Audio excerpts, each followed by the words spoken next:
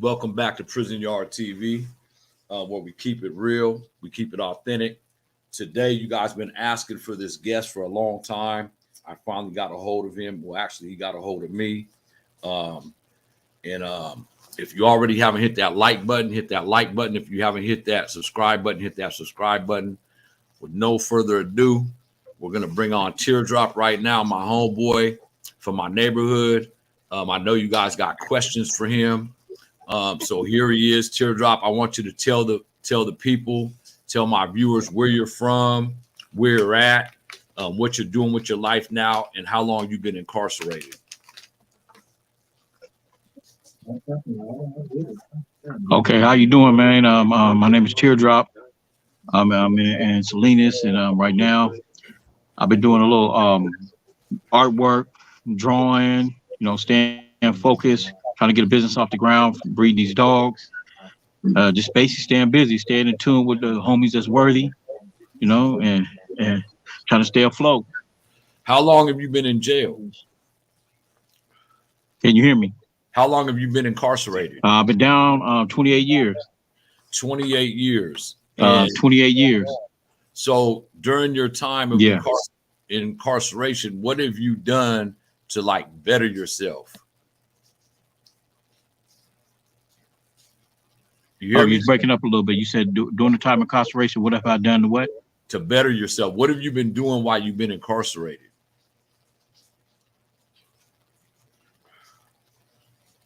I think he's having a little bit of technical difficulties. Let's see what's going on.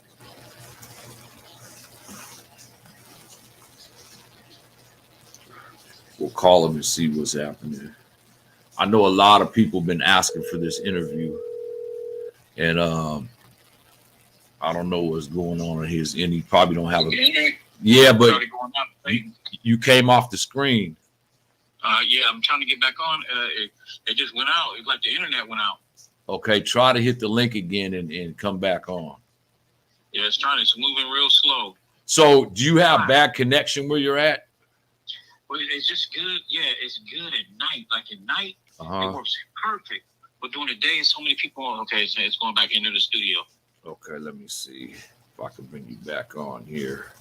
So, is this recorded or is it live? No, it's live. You're live right now. Okay. In the studio. Okay, I'm back now. I'm back. Okay. Well, it's okay. There you go. Okay, so we're gonna hang up the phone. Okay. So, like I was saying before, we had a little bit of technical difficulties. I know your Wi-Fi probably ain't that good over there, right? Right. It's better at night. Yeah. It's better at night. Now, what was you saying? What have I been doing? Yeah. What have I been doing since when? You said you've been down for 28 years now, and in 28 years, yeah. When you went in, you what, in your 20s? Yeah, 23.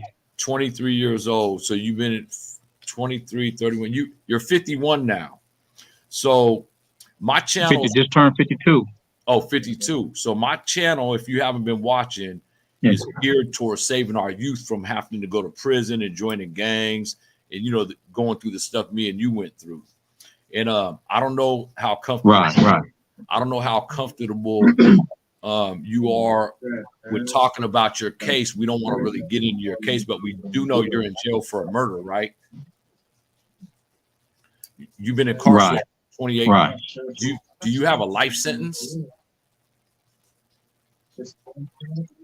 Yeah, I got a life without. I got an LWOP. Oh, you got an LWOP.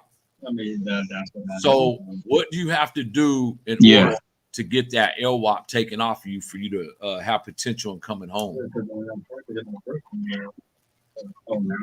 Well, we did a commutation. It has to be a commutation from the governor. So we did a commutation. So basically, you have to stay clean in prison. You got to stay out of trouble a certain amount of years from getting write-ups, getting in trouble. Got to enter these groups and learn how to adapt back in society and show that you have grown. That you've learned something and that you can fit back in society. So there's different ways. They're supposed to be doing a board where we can go to a board. Those with life without can go to a board and show what their accomplishments they have done in prison and how they have changed to where they're not as violent, but you're working towards doing something positive. Okay. I've been going in different they got a group called Go ahead. Go ahead. Finish. They got a group called that we mentor the kids. We do mentor the kids here, and it's a group that we called it's called Break the Cycle.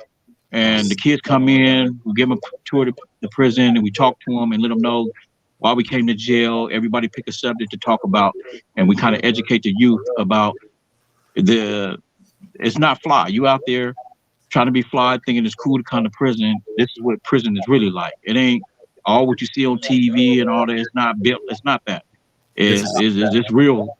You know, it can get real up in here. Anything can change at the drop of a hat.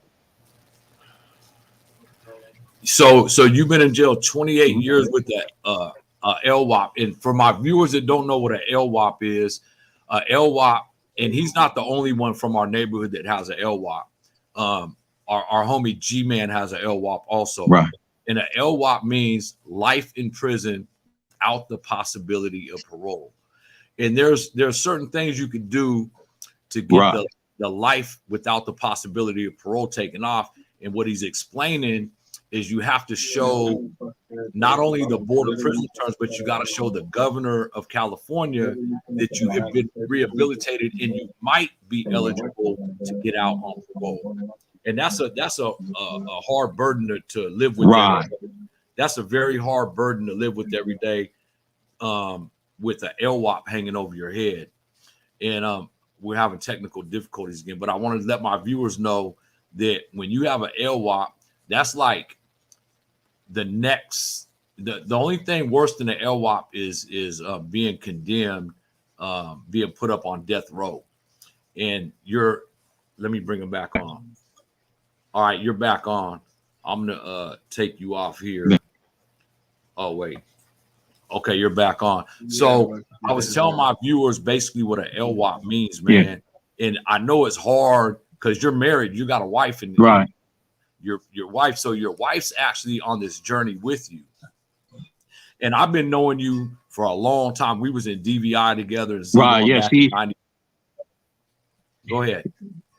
Fucking bitch, man. Suck my dick. Yeah. There's another thing I got a new law bill they're trying to pass called SB 300. SB 300. And if that law get passed, what I got is accessory to murder. So they say I'm not the actual trigger man. So those who are not can have action, like Baby Snake and all them. We can all have action if we show that we are rehabilitated. Yeah. We got a question. I don't know if you can see it. That's the homie. He's from the neighborhood. He said, "What's up, dog? How long has Teardrop down?" So, like at the beginning of the interview, he's been down 28 years. James, he's from the neighborhood, Teardrop. But he's been down 28 years and he has an LWOP. But he was talking about SB what? What'd you say? There's a new law called SB 300. So that's what Dooney. SB 300 is a new law. Right. Yeah. That would help Dooney, all of them. Yeah. Yeah. Dooney got out on SB 300. So that's your hope right there, because you was actually an accessory. They didn't say you was the trigger man. So does your co-defendant still have that? Right. Action? Does your co-defendant still have that action? Yeah, we're working on his case too. We both together working to try to help him get out too. So where's he? He's still fighting his case. So where's your co-defendant? He got action. He's in San Quentin. Oh, he's in San Quentin, but he's trying to come to this prison too. They got it to where those on death row. Those on death row can leave death row now and go to regular prison. So I'm trying to get him here. Oh, so they're abolishing death row? They're actually abolishing. Yep, they are. That's a good thing, man. That's a good thing. They pretty much got to stay 5 years clean. They got to stay 5 years clean. If they bring 5 years clean, they can leave and go to a lower level. Okay, that's a good thing. So what have you been doing? Because I know a little bit about the businesses you started while you was in prison. And I want you to tell my viewers what you've been doing. You know, obviously you got a ear to the street.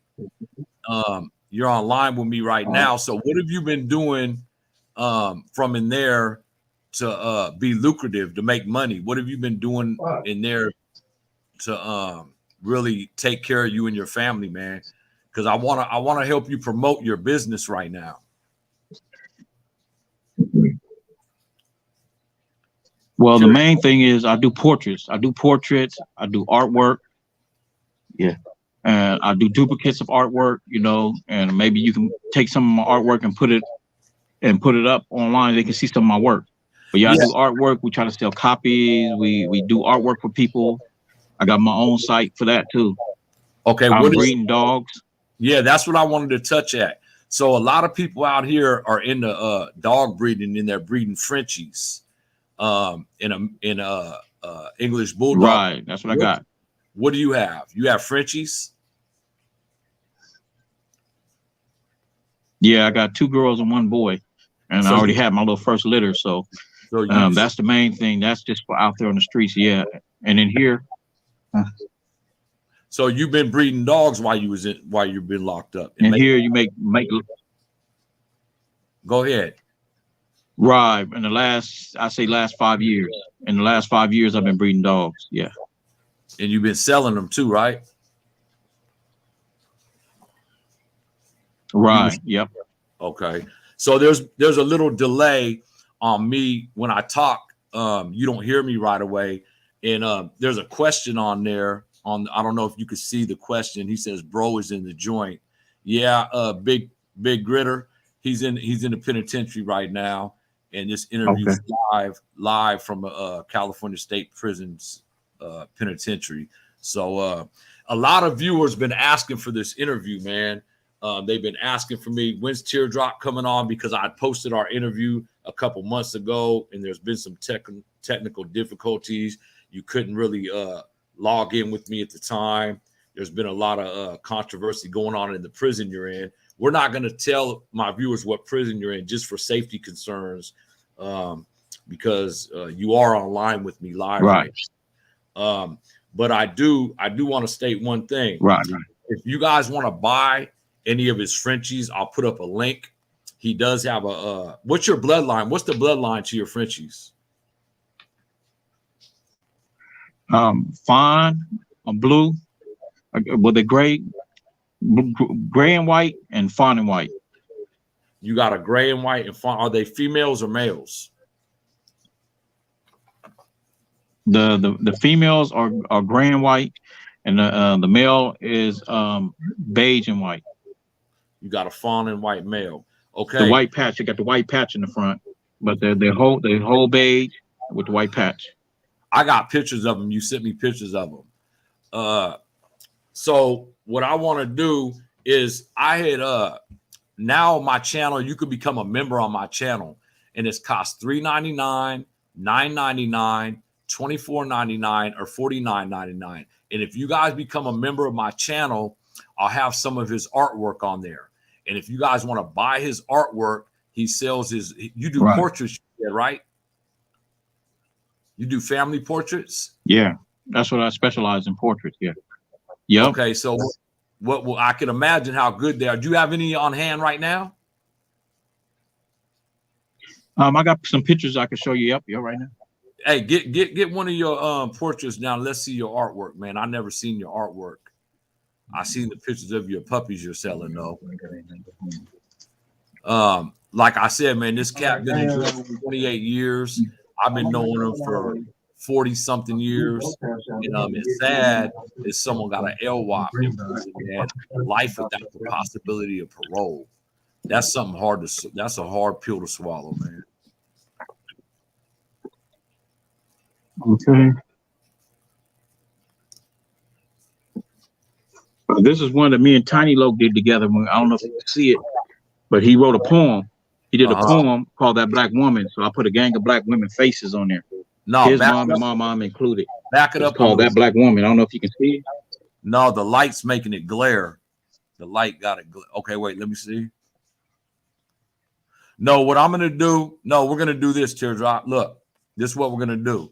You're gonna send them to me, and I'm bright light real quick. Let's get to work.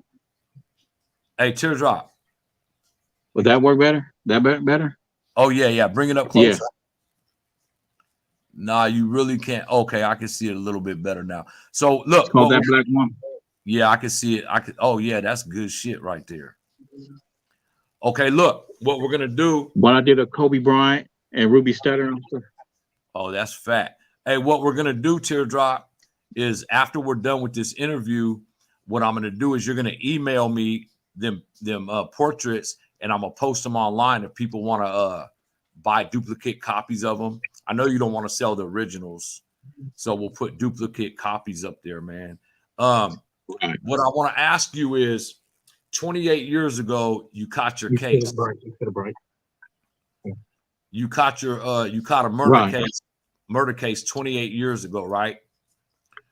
What have you learned? Right. What have you learned since you've been in prison for the last 28 years about yourself? Have you did any self-reflecting? Yeah, I do. Yeah, I did a lot of self-reflecting. I do a lot of self-reflecting because when I first came to prison, I thought that I could be a better criminal. I try to find ways of doing, figure out better ways to do things and better ways to commit crimes. Yeah. And I figured that was the wrong way of thinking, because trying to get better, each time I did it, coming to prison, as you know, I've been to prison like this is my 4th time. So me and you, I think on my 2nd trip, matter of fact, we ran across each other in Tracy. Yeah, we was in Tracy. And so I quit thinking that way, trying to be a better criminal. Yeah. And so I figure it's time to go legit and go ahead. When we was in Tracy, that's when you was starting your rap career. You was rapping back then when we was in Tracy. You used to come to my bunk all the time and rap. Yeah. And that's when I was really into the music industry back then. And you had hella talent. And you came home. I came home a little bit before you, and then you came home and caught this case. And when I read about it in the newspaper, I was like, that can't be him. That can't be the guy I know. And when I read about your case, I was like, damn, man. Then when I seen how much time they sentenced you to, I thought you just had a life sentence. I didn't know you had an LWOP until just now. That blows my mind away that they gave you life without the possibility of parole, man. But that's what Sacramento's known for. They give you the maximum sentence and throw away the key. And of course, that's what they did with you and another homeboy. But I want to tell you, never give up hope, man. Yeah. Because once you give up hope, you give up everything. And you, like you said, you've been doing programs. You've been, I guess the kids come in there and you mentor to the kids. Yeah. And we can write them after they came in. You can write them, stay in touch with them, keep them focused. Basically, keep them from detour them from coming to prison. Is it kind of like a scare straight program? Is it a scare? Yeah, but we're not doing the scare straight. We don't want to do the scare straight. We want to do the education. So we educate them on what prison is like. So because most people think when you do the scare straight that you're tough and that's where you're supposed to be, and they're trying to mimic that. So we try not to give them a false reality of, yeah, we're tough in prison. You don't want to come to prison. We'll rape you. We'll scare you and all that. We want to educate them and tell them what prison is really like. This is not cool. You got to use the restroom when they tell you to. You got to do whatever they tell you to do. You up under their rules. You can't do what you want to do. I can't go to Kentucky Fried Chicken and eat. I got to eat what they give me or what they allow me to have. So, and that's not good. Nah, you don't have no freedoms in there. Your only outlet is that. Your only outlet is that phone that you on right now, man. And it's like, that's how you stay in touch with the world. That's how you stay in touch with your loved ones, your family. But I want to ask you this. You are from 29th Street, the same neighborhood I'm from. And, you know, I gave up gangbanging when I got out this time. And the reason why, I'll never denounce I'm from 29th Street. But I found out in my 10-year incarceration the last time how many people really cared about me, how many people looked out for me, how many people I could reach out and ask for a book of stamps from. And there very few that we grew up with that do that. So I want you to tell my viewers what has changed in your heart about being from 29th Street. I know you'll always have love for 29th Street, but do you still look at the neighborhood or gangs the same way you do now as you did when you was growing up? Well, the difference is I haven't been out, so I ain't seen many new homies, too many new homies, except that came through the prison, or seen what it's like out there.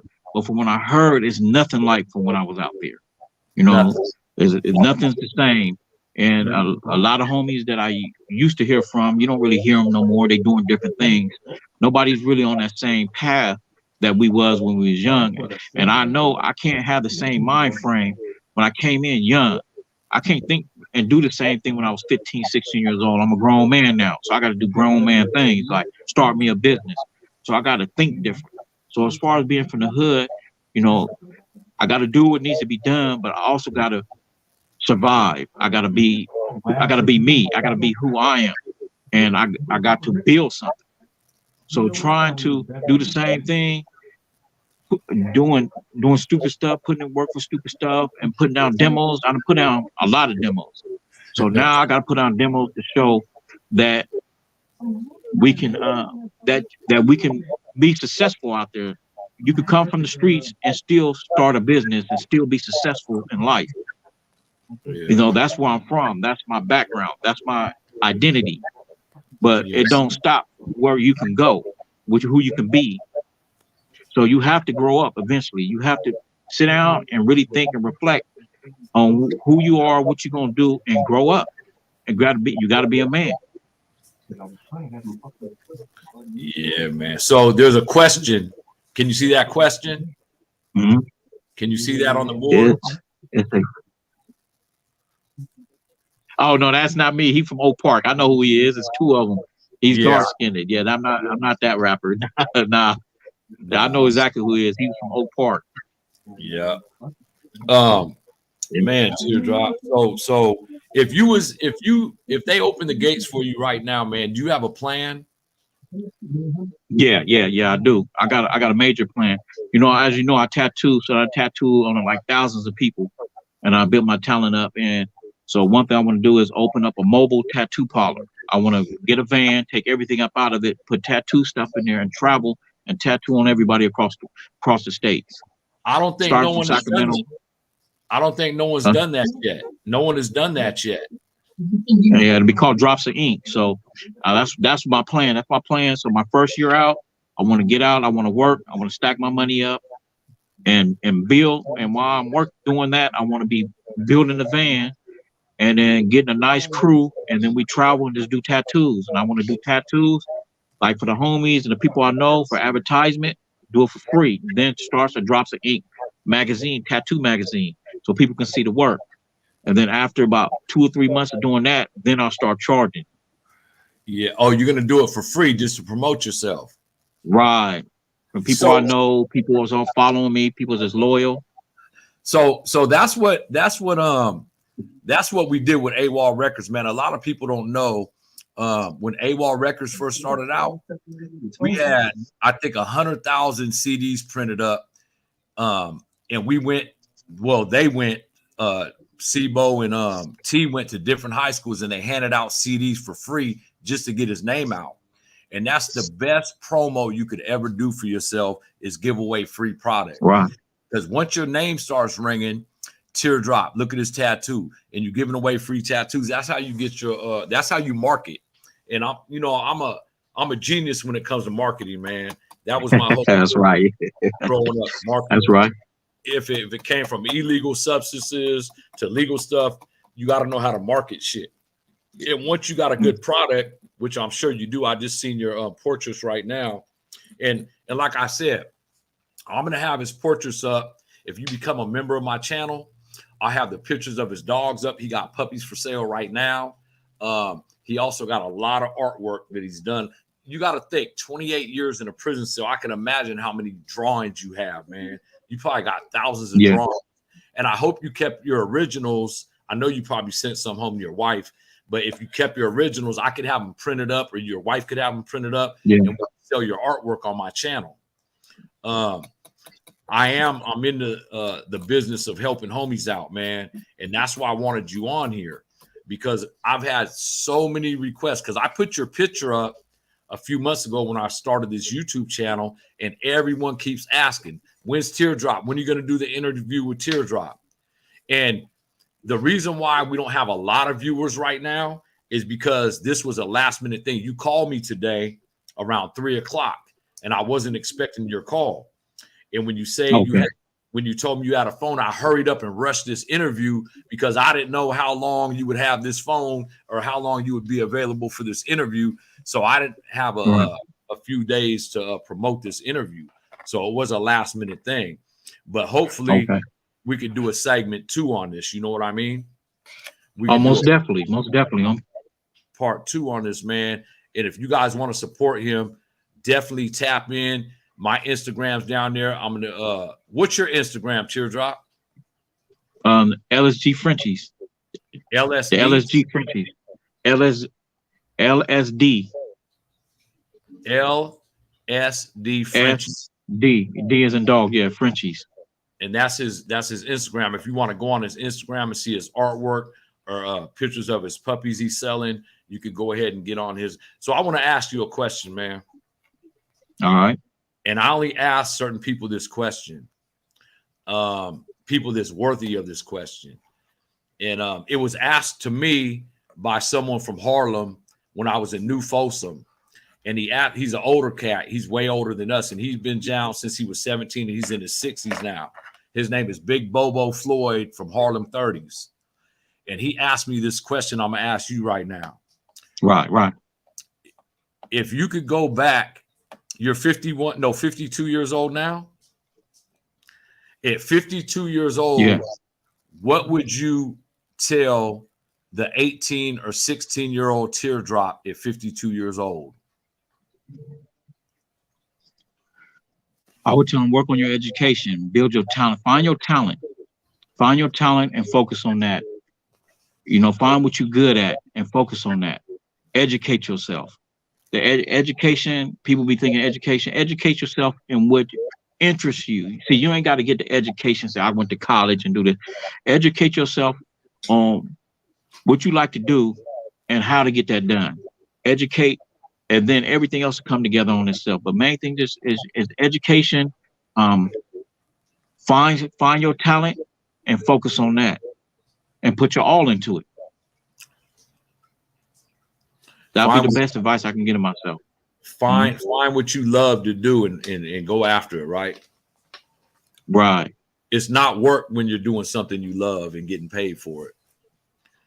And there's not a lot of opportunities. I always tell people there's more talent with people in prison than there is on the street, man. We got so many talented people from just our neighborhood alone, man. We got writers, we got rappers, we got singers, we got drawers. Yeah. We got all kind of talent just from our neighborhood, man. And it's like you've been in jail 28 years, and there's not too many opportunities for you guys to showcase your talent.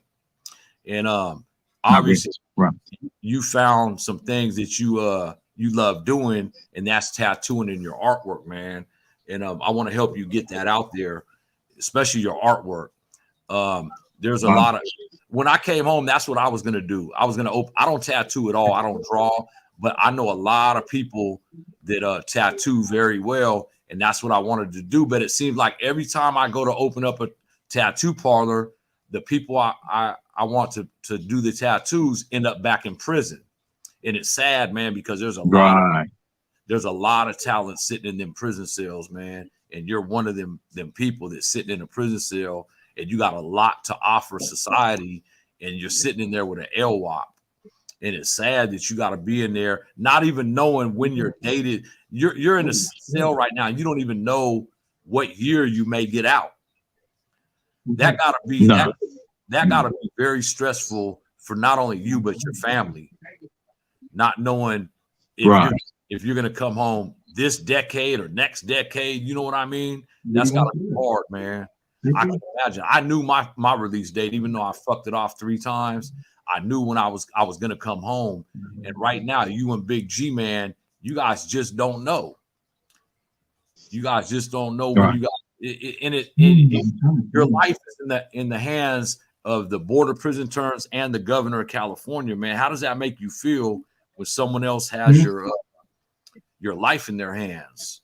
Yeah, it makes you feel Yes, sir. suffocated, like you know, like you in the middle of an ocean and you can barely swim. You know, you got to stay afloat. It makes you. It takes a lot out of you. It takes a lot out of you. You got to stay focused. You got to stay doing something. You got to keep some type of goals, ambition. You got to keep. You can't think about it. You can't dwell on it. You just got to stay moving forward. You got to stay moving forward day to day. But it's mind-boggling. It's a lot to deal with, but you have to be strong.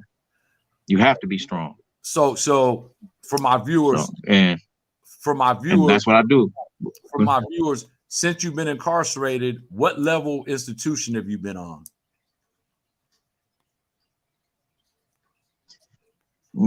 Since I've been incarcerated, you're talking about all the times, right? Yeah, no, or just this time. The last 28 years, what custody level are you? Just 4. What? Nothing but 4s. Level 4 prisons, right? Level 4s. You've been level 4. You never dropped down right. to level 3. You never dropped down to level 3. You've been on a 180, huh? Right. But now they just now made it to where you can go to a level 3. You can go to a lower level. But before this 2020, we couldn't go down to lower levels. It was impossible. We had to stay behind the wall. So now they made it possible to, if you can get your numbers down. Right. So you could go to a level 3 even with an LWOP? You could go to a level. You're breaking up. I couldn't hear you. You could go to a level 3 institution now with the LWOP. We lost him again. So as he was saying, he's on a level 4. That's the most highest level you could be on. That's where I was at. I was on level 4 yards. I made my way down to level 3, but I was on level 4 yards. I guess it kicks me out and brings him back. Yeah, I see that. So you have been on a level 4 yard. You there? Yeah, I'm here. Can you hear me? Can you hear me? Yeah. Okay, so you have been on a level 4 yard the whole time you've been down. Yes. Yeah. Okay, so there's another question on the there's another question on the screen. Can you see it? No, not yet. You can't see that question? Okay, are they? Yeah, I see it down. Oh yeah. I think it's like 2. Yeah. Do you want me to say your name on here? Thanks. You want me to say your name on here? You got one of the homies after any homies up here. I mean, well, just 2 of them. Just 2 homies up here. Lunatic and Stack. Stacks? Yeah. Oh, Lunatic's your celly, right? No. He's in a different building. No. Okay, so there's only 3 of you guys all together at that yard you're on. Right. You was in New Folsom too, though, right? Yep, I was in New Folsom for a minute. Yep. Yeah. 5 years. I got there before you did. After I left, you came. I heard you got there after I left. I was in one building on C facility. Man, level 4 institutions. Yeah. Level 4. I was on. It's a whole different world on a level 4 180 yard, man. And it opened my eyes to a lot of things. You know what? To be honest with you, I'd rather do time on a level 4 yard than any other yard, because you know who around you, everyone around you solid for the majority of the part. For the majority of it, everyone around you in your car is solid. You ain't got to worry about, you know, all the riffraff when you're on a level 4 yard. There's nothing but respect on a level 4 yard. I want to ask you this though. You've been in jail 28 years. So what do you think about the end of, what do you think about the end of hostilities? You said the end of hostilities? Yeah, you know about the end of hostilities, right? No, I don't. No. So in 2015, 16, and 17, they had a food strike, and they got all them guys out of Pelican Bay SHU, and what they did was an end of hostilities. You know, the BGF, the ABs, the Northern Mexicans, and the Southern Mexicans, they all ended hostilities. Now the Northern Mexicans, is there Northern Mexicans on your yard? Yep. Yeah. And there's Southern Mexicans on your yard, right? Yep. Southern Mexicans also? Yeah. So they're programming together now, right? Yeah.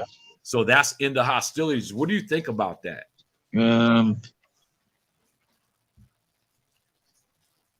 As far as in program together, I mean, from what I hear, they came with it. They came with an agreement back there. So when they came with an agreement, their agreement is, I mean, I don't know the agreement. The agreement they came up to was for us to all get along and not go at it with each other. It's us against the police. You know, it's not us against each other. So we're trying to keep from having to go at it with each other. You know, keep the peace between us the best we can. How has that affected you? And that was the main focus. So I think that's what a lot. Has the atmosphere in the changed? Has the atmosphere changed? I ain't trying to hear that shit. Yeah, please. I ain't trying to hear that. It sounds good. I can barely hear. Has the atmosphere changed?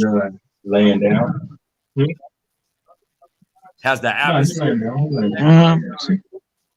You know, doing what old niggas do.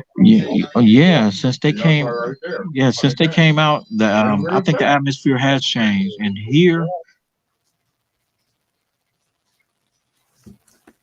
okay, I guess he's having more technical difficulties. We're going to try to get him back. If you guys don't know what end of hostilities is, it's where all the heads, the high powers had come together and yeah, okay. All right, I'm back. Okay. So yeah, the atmosphere. Go ahead. Go ahead. I think the atmosphere changed to the better because, like you said, when they came with that agreement for us not to be really going at each other's throats, and to main focus, there's a lot more communication. There's a lot more communication. There's a lot more house cleaning, and so I say that's the difference. So there hasn't been any really big riots since they all got on the huh? I mean, I ain't been carpenter. Well, I know for a fact not here. Yeah. Yeah, that's a good thing. So the violence. No, they haven't been here, so I can't really speak for anybody anywhere else. Right. How has it changed? How long have you been where you're at right now? I can report it. A little bit over 10 years. You've been at that institution 10 years? Yeah. Damn, man. You've been in one place for 10 years. That's crazy. Do you like it there? Is that where you want to be? Well, I like it. I mean, right now, yeah, it's pretty cool. You know, it's as far as what from where I've been and what's had to offer. And the reason why I haven't left in the last few years because of COVID. You know, they stopped doing transfers in the last 3-4 years. Are you trying to get down? Other than that, they probably would have been got rid of me. Are you trying to get down? Yeah, I'm trying. I'm trying because for the simple fact, it doesn't look good. If I go to the board, if I go to ask for commutation, it looks bad being on a 180 or a level 4. And you're asking to be released because but being on a 180 or level 4 means you put in work. So you have to go without getting write-ups, and especially serious write-ups. So when they see where you at and they turn where you at, they already got negative factors in their minds. Like, wait a minute, why are you still there? you're fucking up. Yeah. And so that's the main. That's crazy, man. Yeah. So, and that's what they base it on. So where you at means a lot to the system. So how long do you have to stay clean before you can drop down your points to a level 3? Well, for most people, it's 3 years. 3 years clean, and then you got to bring 3 years clean on 180. Then you got to bring 1 year clean on 270. My circumstance is different. With LWIPs, I think you have to bring like 6 years. They want to see at least 5, 6 years clean. Are you clean now? Have you been clean now? No, I just got to write up a month ago. So. So it's like you got to do another 6 years clean without getting a 115 before you could even transfer to a 270. Yeah. Well, one thing about it is if I can, I try to keep somebody who got a date from getting write-ups. You know, so if anything needs to be done, I should make sure to take care of it so they can go home. You know, by me not having a date, when there is something promising or something like that, then like say they pass the SB 300 or there's something positive, then I'll try to. Now I got action at a date, and then I'll think different. But I'm not gonna let somebody who does have a date mess their date up. You know, that was not be able to go home. That was my next question. That was my next question because before we got online, you told me that you just took a write up for somebody else so they could go home, and that's what me and Tiny Pook was sellies, and I was getting ready to go home, and he still had 10 years or better to do, and we got caught with the phone, and it was my phone, and he told me, it was like, "Cuz I'll take the write up for it." And that's what homies do when they're in the cell with somebody. You want to take the write up and let them go home, man, because when they go home, they can do more for you out on the street. Right. You know what I mean? And that's what a good homie does. So when we go, go ahead. I didn't hear. I said when we're gonna be able to. Because I rented the phone, so when we're gonna be able to do the second interview? When we're gonna try to stick up the second interview? Because I'm gonna have to send this phone back. I rented the phone, so I'm gonna have to send this back. So when will be the next time that we can do an interview? All you got to do is tap in part 2, a day ahead of time, and we'll set it up. Like he said, he got to give this phone back, and we will tap in. But I want you to do this when we hang up. I want you to send me your artwork, so I can post it on my channel. And if you guys want to buy his artwork, you guys could tap in and get a hold of me. Or if you guys want to buy one of his Frenchies, he got 3 Frenchies for sale right now.